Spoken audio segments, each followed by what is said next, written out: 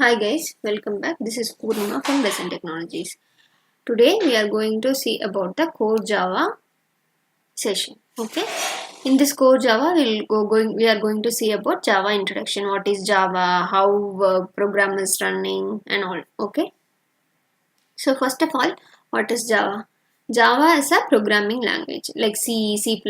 Java is a programming object-oriented language. Okay, and it is created in 1995, and it is, as we all know, it is owned by Oracle company, and more than 3 billion devices runs on Java.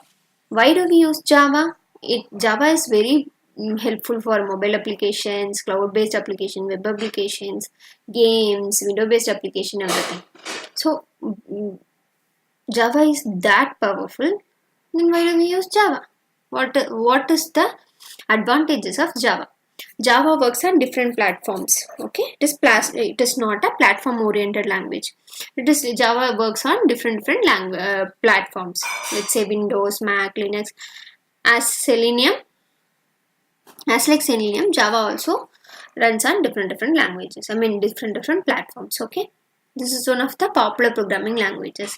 It is easy to learn, open source and free, secure, fast and powerful, and it has a huge community support. Let's say for example 10 million people of developers are there for Java.